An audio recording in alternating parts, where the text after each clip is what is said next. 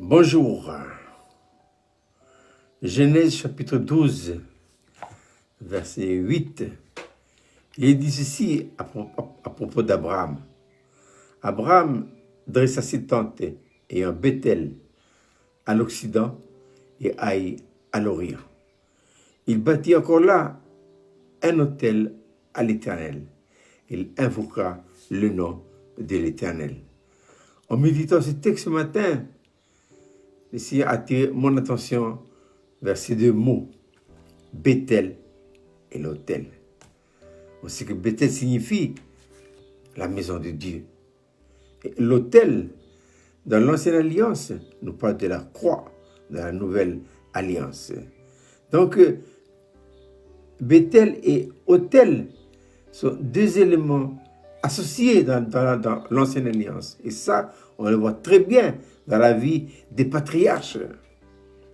Et je pense également à un homme qui s'appelle David. David, l'homme selon le cœur de Dieu, le chanteur de l'Éternel.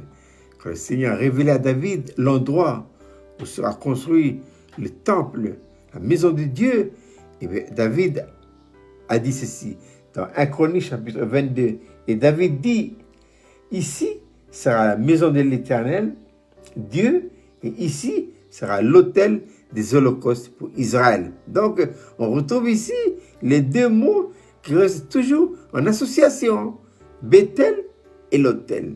D'ailleurs, quand on voit la vie d'Abraham, le parcours d'Abraham est jalonné par des autels. À chaque fois qu'Abraham s'arrête pour se reposer, qu'est-ce qu'il fait? Il dresse un autel, la croix. La croix est inséparable de l'autel. Et pourquoi? Parce que la croix, l'autel nous parle de la maison.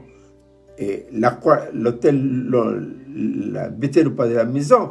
Et l'autel nous parle de la croix. Et c'est sur l'autel qu'on met des holocaustes. David, il a dit, ici sera la maison, l'autel des holocaustes pour Israël. Les quatre mots-là ont besoin d'être alignés, d'être soulignés. Mais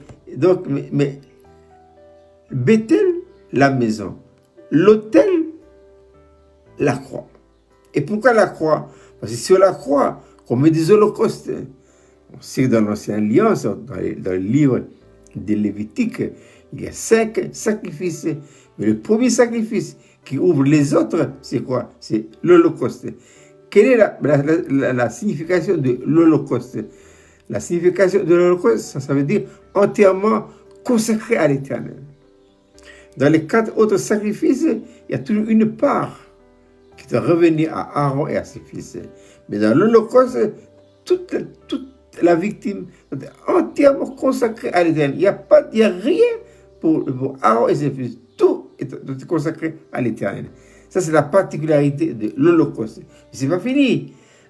La loi de l'Holocauste veut que le feu de l'autel ne doit jamais s'éteindre. Voilà. Le feu nous parle de quoi? Il parle de notre vie d'entière consécration.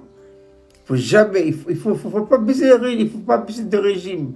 Le fait que l'autel soit associé à Bethel signifie qu'Abraham, sa vie, il est toujours au qui-vive. Il lâche pas. Ah oui, il lâche pas, toujours là. Mais ce sont des images dans l'Ancienne Alliance que nous-mêmes, dans la nouvelle dispensation, eh bien, nous sommes la spiritualisés. Voilà. L'autel, maintenant, ça veut dire la croix.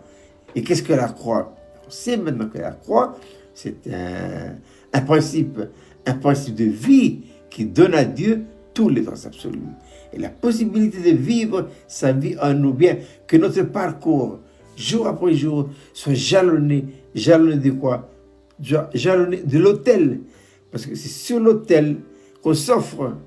Et lorsqu'on s'offre sur l'autel, le feu de l'autel brûle, consume, calcine, nettoie, démolit tout ce qui relève de la vie naturelle. Et quel est le résultat? Et le résultat final, c'est quoi? C'est Israël. Et on sait qu'Israël signifie prince avec Dieu. Oui, et ça nous rappelle l'histoire de Jacob. Pour devenir Israël, Jacob a dû passer des temps difficiles. Rappelons-nous l'histoire de Jacob au Péniel, Voilà.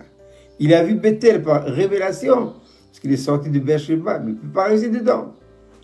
Il ne peut pas rester à quoi? Il y a Jacob qui est à l'intérieur de lui, qui doit être éliminé, qui doit être discipliné et contrôlé. C'est pourquoi il faut que Jacob fasse la route. Autrefois, c'est une route physique. Aujourd'hui, c'est une route spirituelle. Et c'est au Péniel que Jacob a eu la crise de sa vie. Le Seigneur a changé sa vie. Il dit maintenant, on ne t'appellera plus Jacob, on t'appellera Israël. Et on trouve ici. Mais avant de passer à Israël, il y a d'abord Jacob. Jacob, je veux dire, fraudeur, c'est l'image de la vie naturelle qui est en nous.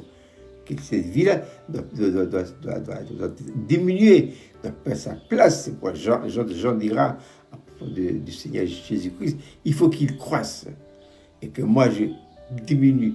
Jacob en nous doit diminuer petit à petit pour céder la place à qui? À Israël.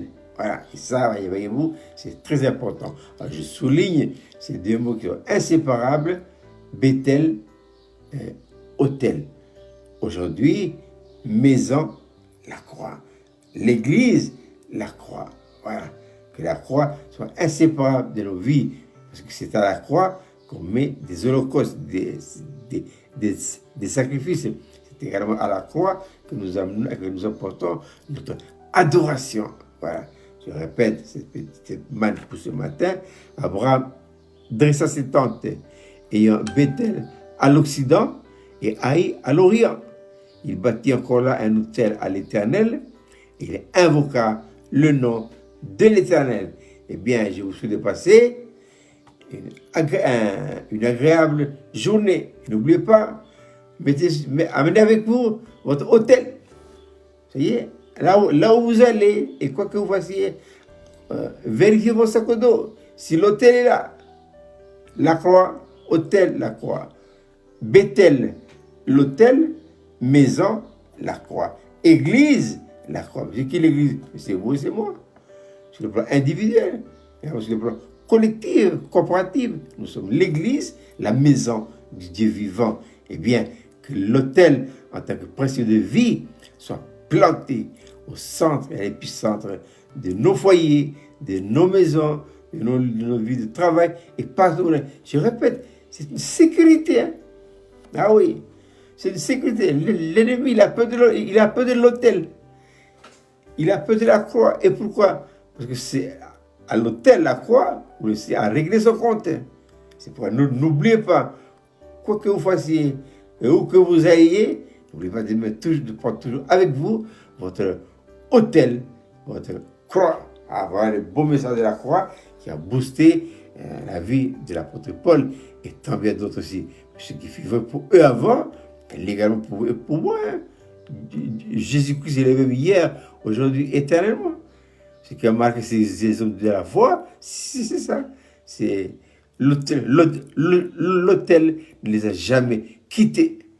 L'autel est toujours avec eux. Dans l'autel, la croix. Je vous souhaite de passer une très belle journée. À bientôt pour une prochaine vidéo.